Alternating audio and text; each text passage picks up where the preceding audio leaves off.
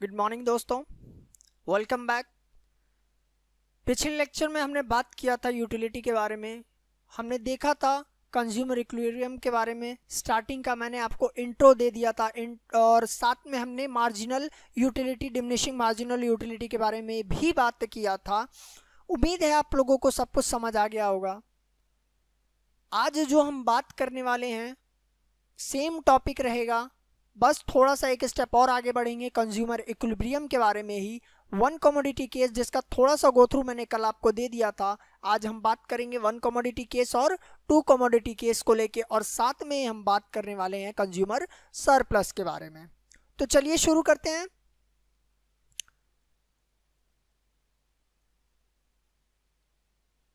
Consumer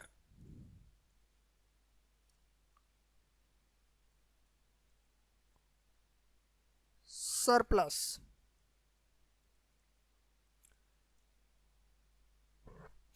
पहले हम सिर्फ डेफिनेशन की बात करेंगे। पहले हम बात करते हैं कि कंज्यूमर सरप्लस से हम समझ क्या रहे हैं, क्या हमारे दिमाग में आता है कि कंज्यूमर सरप्लस क्या हो सकता है। If we take example of a commodity that a consumer is consuming, मतलब हम एक एग्जाम्पल लेते हैं, ऐसा एग्जाम्पल जो एक कमोडिटी के बारे में बताएगा जो कि एक कंज्यूमर कंज्यूम करता है। तो वो कमोडिटी क्या कहती है? कमोडिटी कहती है कि कंज्यूमर कंज्यूम उस कमोडिटी को तब करेगा जब कंज्यूमर कंज्यूम उस कमोडिटी को तब करेगा जितना वो लगा रहा है उससे ज़्यादा की सेटिस्फेक्शन उसको अगर मिलेगी तो ही वो लगाएगा। क्यों?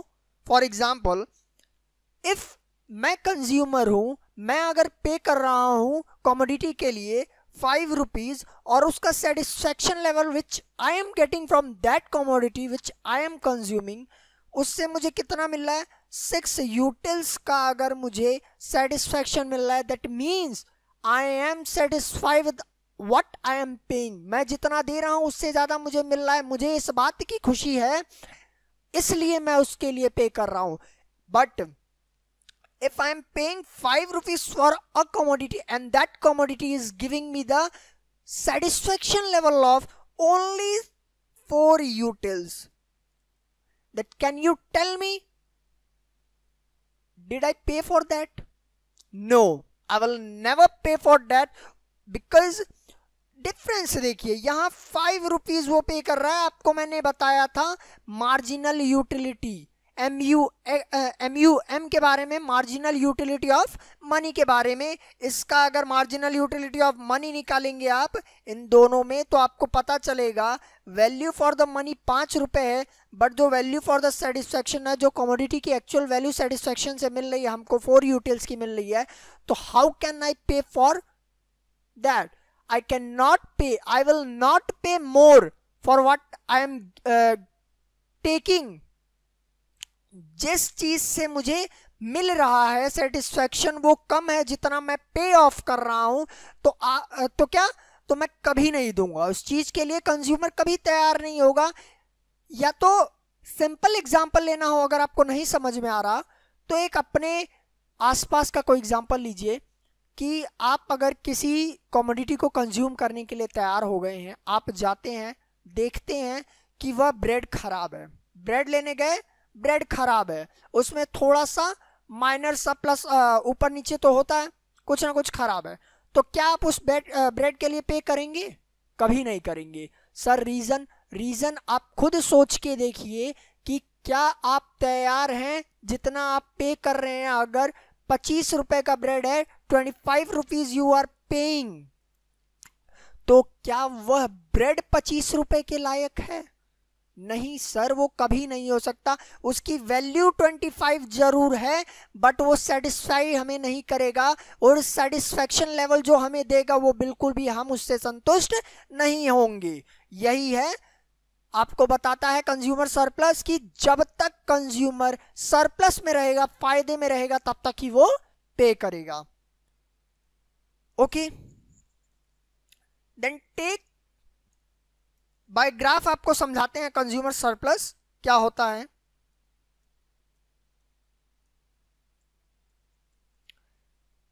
एक्स एक्सिस वाई एक्सिस की हम बात कर रहे थे, कई बार हम लोगों ने बात किया। ये होता है आपका क्या सर, वाई एक्सिस होता है। आपने स्टार्टिंग से लेके अभी तक यही बात आ रही है हमारे दिमाग में, हम तब से सिर्फ यही सब पढ़ रहे हैं कि आगे लास्ट तक यही चीज पढ़ना है। Economics deals with graph.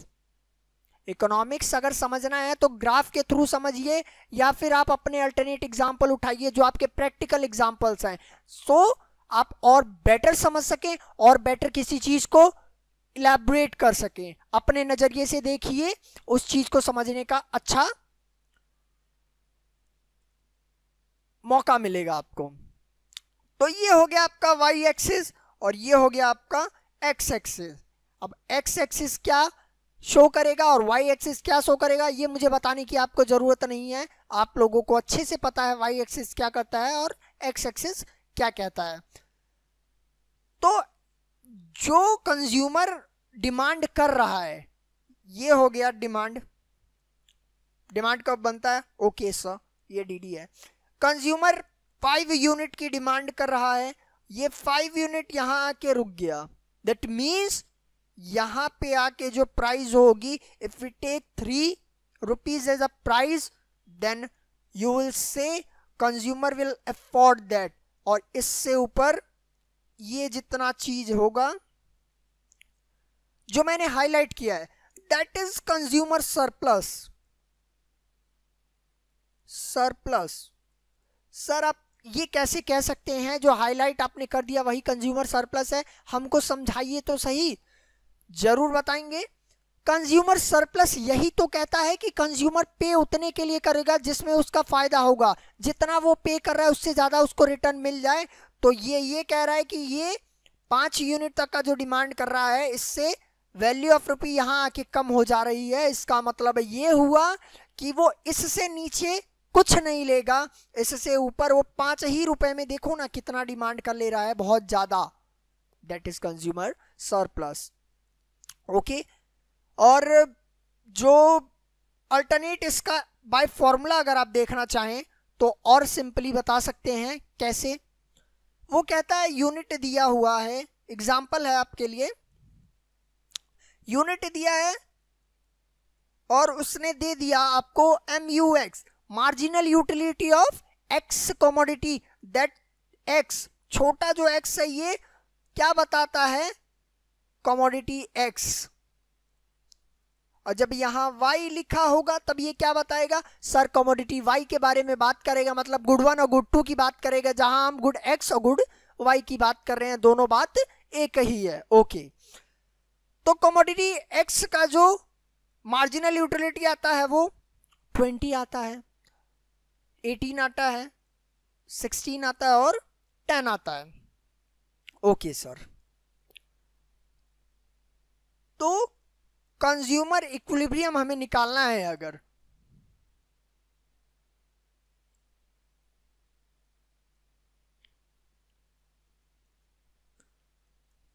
तो आपको मैंने बताया, अगर कंज्यूमर इक्विलिब्रियम आपको निकालना है तो आपको ये पता होना चाहिए कि marginal utility of money, that is worth of rupees, पहले क्या होता है वो निकालिए। तो पहले आप निकाल लीजिए MUX अपॉन PX। इससे क्या आ जाएगा, आपका वर्थ ऑफ रुपी आ जाएगा। यही तो है। अब निकालिए, वर्थ ऑफ रुपी आपको निकालना है। PX क्या है सर, ये PX जो है ये क्या है, पहले ये बताइए सर। ये PX है जो प्राइस ऑफ X है, X। और ये क्वेश्चन में ऑलवेज गिवन होगा कि PX कितना है, उसने बता दिया है PX आपका 4 है। देन सॉल्व करिए, पहला यूनिट जो है वो 20 मार्जिनल यूटिलिटी है, तो MUX आपका जो पहले के लिए है वो 20 दे रखा है, आपका PX 4 दे रखा है, 4 5 20। सर क्या कंज्यूमर इसके लिए पे करेगा? बिल्कुल करेगा। 4 रुपए दे के अगर उसे 5 रुपए 5 यूटिल्स का सेटिस्फैक्शन मिल रहा है, उसकी जो MUM आ रहा है, that is MUM, first unit के लिए जो MUM आ रहा है उसका 5 आ रहा है, और सेटिस्फैक्शन उसको जो मिल रहा है वो पी एक्स से कंपेरिजन करने पे ज़्यादा आ रहा है तो आप मान के क्या चलिए ये होगा, इट्स विल हैपन, ये हो के रहेगा कि जितना वो पे कर रहा है उससे ज़्यादा जब उसको मिल रहा है, क्या वो पे करने के लिए तैयार है? हाँ बिल्कुल वो तैयार है, वो इसको पे करेगा इसके लिए। फिर MUM जो आएगा किसके लिए आएगा? सर सेकंड यूनिट की बात करें अगर तो सेकंड यूनिट कितना था? सेकंड यूनिट हमारा था 18 था सर, तो 18 अगर MUX था तो PX सर 4 था, वो तो फिक्स था, क्वेश्चन में उसने दिया हुआ था और उसने निकाला तो कितना आया, कितना आएगा? 4 जा 16।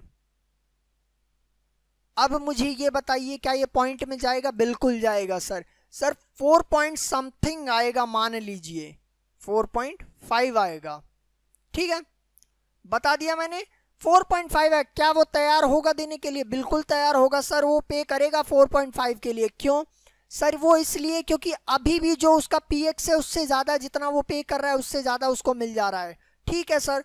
तो थर्ड कमोडिटी क्या कहती है? थर्ड कमोडिटी सर 16 है। 16 अगर है तो क्या इसके लिए पे करेगा? देख लेते हैं सर पे करेगा या नहीं। सर 4 आ रहा है, हाँ सर, जितना वो पे कर रहा है उतना ही उसको रिटर्न मिल जा रहा है, तो अब वो पे करने के लिए तैयार है, वो दे देगा इतने के लिए, वो बोलेगा चलो जितना दे रहे हैं उतना तो मिल रहा है। फिर सर फोर्थ यूनिट के लिए क्या वो पे करेगा? 10/4 है सर, नहीं करेगा। 4 2 जा 8.5 सर, वो जितना पे कर रहा था उससे उसको बहुत कम मिल रहा है, इसका मतलब वो फोर्थ यूनिट पे कभी पेमेंट नहीं देगा सर। इतने के लिए वो पे करने के लिए तैयार है, रेडी है, but for the fourth unit he will not ready. Okay, ये चीज आपको समझ आ गया? कंज्यूमर सरप्लस आपको बता दिया मैंने और एग्जाम्पल आपको समझा दिया मैंने वन कमोडिटी केस में कैसे वो करेगा, कंज्यूमर कैसे इक्विलिब्रियम में आ रहा है। ये वन कमोडिटी केस का एग्जाम्पल था जो मैंने आपको समझाया है। सेकंड कमोडिटी केस की अब बात कर लेते हैं। इस चीज को पहले आप लोग नोट डाउन कर लीजिए। कंज्यूमर सरप्लस, ये जो बताया है मैंने ग्राफ, ये वन कमोडिटी केस का है, इसको हेडिंग दे देते हैं।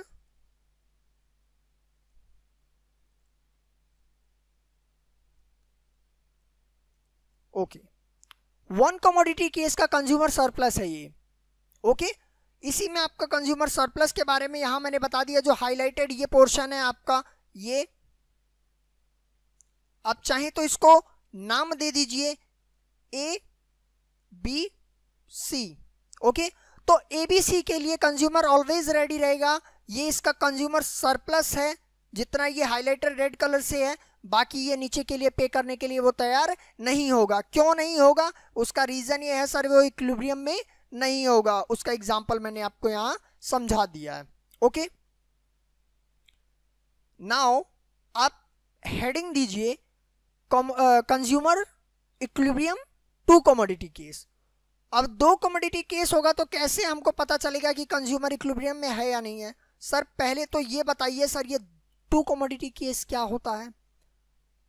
ये टू कमोडिटी केस क्या होता है?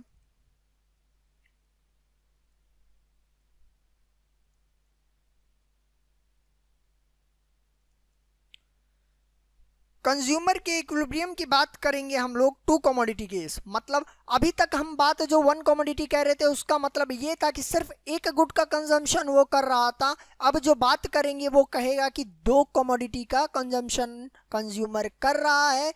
तब कैसे पता लगाएंगे कि आप कंज्यूमर सरप्लस में है कि नहीं है, कंज्यूमर इक्विलिब्रियम में है कि नहीं है, ये भी पता चल जाएगा। पहले हम लोग डेरिवेशन के थ्रू देखते हैं, फॉर्मूले के थ्रू। वन कमोडिटी केस का फॉर्मूला क्या कहता है सर? वो कहता है MUX अपॉन MU, नहीं, MUX अपॉन PX कहता है सर, वो पहला फॉर्मूला जिससे आप पता लगा सकते हैं इक्विलिब्रियम का। तो सेकंड केस में भी तो सर ऐसा ही होगा, M U Y commodity second कौन सी होगी सर, गुड वाई होगा, और good Y upon P Y ये आपका सेकंड वाला। इन दोनों को जब आप क्या करेंगे, इक्वेशन को ऐड करेंगे तो क्या आएगा, इक्वल टू कर लीजिए दोनों, नहीं ऐड नहीं होगा, सबसे पहली चीज ऐड नहीं होगा। क्यों नहीं होगा, क्योंकि हम क्या कर रहे हैं, कंपैरिजन कर रहे हैं। तो ये हो जाएगा आपका M U X upon P X equals to M U Y upon P Y. Okay, तो इससे आएगा क्या सर, आएगा एम यू एम, क्या आएगा, एम यू एम आएगा सर। ये एम यू एम इन दोनों के बराबर होगा, हाँ बिल्कुल इन दोनों के बराबर होगा। इसका मतलब ये है कि M U M first commodity का जो है वो सेकंड कमोडिटी के जब बराबर होगा, that will be the condition of equilibrium of consumer.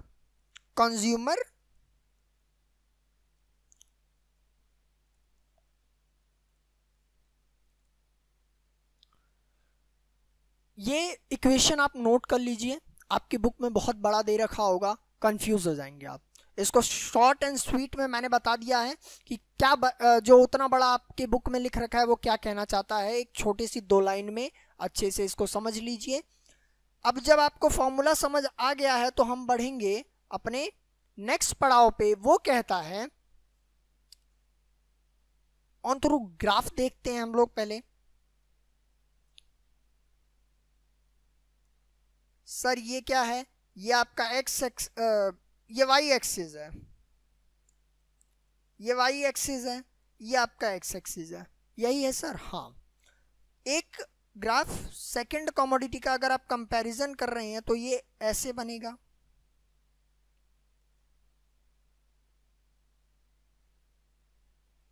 ये आपका क्या होगा सर, ये वाई एक्सिस होगा, ये एक्स एक्सिस होगा। सर ऐसा क्यों, वाई एक्सिस ऑलवेज वर्टिकल, ये समझ गए।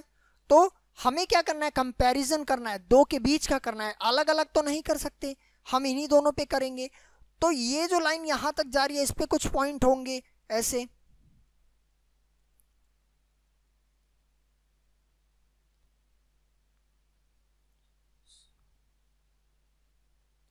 ठीक।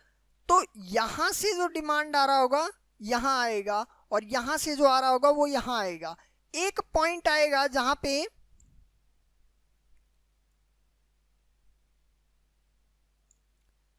ये एक पॉइंट होगा जहां पे ये दोनों, मान लीजिए ये जो है यहां पे है, ओके, ये पॉइंट जो है यहां आके मिल गया। अब ये देखिए इसके जस्ट नीचे भी कोई पॉइंट है, हाँ बिल्कुल सर है एक पॉइंट, ओके। तो जो ब्लैक से डॉटेड है यही इक्विलिब्रियम का कंडीशन होगा सर। कंज्यूमर इसी पे इक्विलिब्रियम पे होगा, मतलब ये हुआ इस गुड वाई के लिए और गुड एक्स के लिए। ये गुड एक्स का है, ये गुड वाई का है। तो सर गुड वाई के लिए जितना वो पे करेगा इतना, ये एक प्राइस होगी, यहाँ प्राइस लाइन होगी, यहाँ अगर 5 रुपीज है तो इन दोनों के केस में बराबर पे जब आके जो मर्जर कटेगा उसी को तो कंज्यूमर इक्विलिब्रियम कहेंगे। अगर आपको ये एग्जांपल के थ्रू देखना है तो एक एग्जांपल आप नोट डाउन करिए। ये फॉर्मूला आप कंज्यूमर इक्विलिब्रियम का है, ग्राफ आप नोट डाउन कर लीजिए, और उसके बाद हम लोग एक छोटा सा देख लेते हैं जो इसका बताएगा एग्जाम्पल कैसे मैंने इसको फ्लो किया है, ताकि आपको अच्छे से समझ में आ जाए। Okay,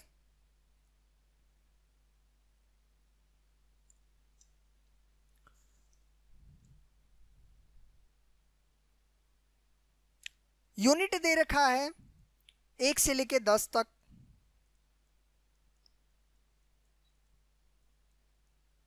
okay. देन MUX दे रखा है। What is MUX? Marginal utility of x commodity की सर बात कर रहे हैं। ये दे रखा है आपका 88, 72, 64, 56,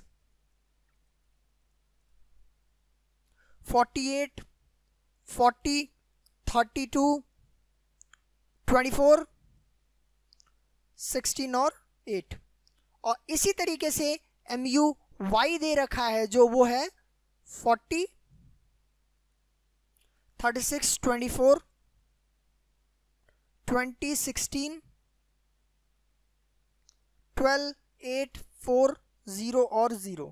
ओके, इसका ग्राफ बनाएंगे अगर हम, तो ग्राफ कुछ इस तरह बनेगा। ये आपका x एक्सिस हो जाएगा, ये y एक्सिस हो जाएगा, ये x एक्सिस, ये y axis, same as it is ये y एक्सिस, और ये नीचे की साइड में आपका x एक्सिस। कंपेयर कर रहे हैं इसलिए ऊपर नीचे ये बन गए डायग्राम आपके। तो ये बन के कैसा आएगा, पहले क्या निकालेंगे हम लोग सर? पहले वो निकालिए ना, MUX upon MUY equal to MUY upon MUX upon PX, MUY upon PY निकाल लीजिए। क्या आता है MUY और MUX? ये दे रखा है 8 अपॉन 8 दे रखा है PX अपॉन PY 8 अपॉन दे रखा है 8, तो आ जाएगा MUY1 8 अपॉन 8। कैसे आया? क्वेश्चन दिया हुआ है उसमें इसने बता रखा है कि MUX क्या है, इक्वल टू MUY है। ओके, तो उसको छोड़ दीजिए, तो डायरेक्ट आप इसको ये भी लिख सकते हैं PX अपॉन PY। इससे आपका MUM आता है। PX इक्वल टू PY कितना आया? 1 आया। तो उन सबको डिवाइड करने के बाद जो चार्ट आपने ये बनाया, इसमें ये यहां आएगा और ये यहां।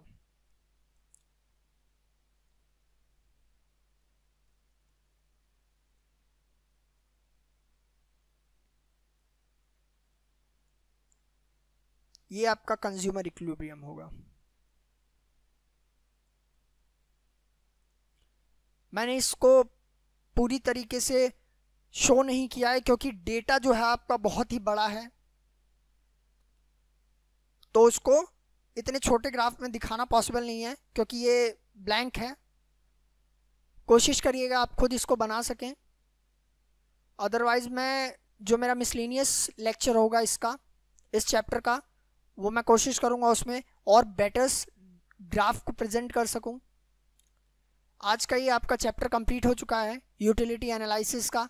इसका जो सेकंड चैप्टर है यूटिलिटी एनालिसिस का, दैट इज IC कर्व, जो हमारा ऑर्डिनल अप्रोच है, उसके बारे में हम नेक्स्ट लेक्चर में अपने बात करेंगे। तब तक के लिए थैंक यू।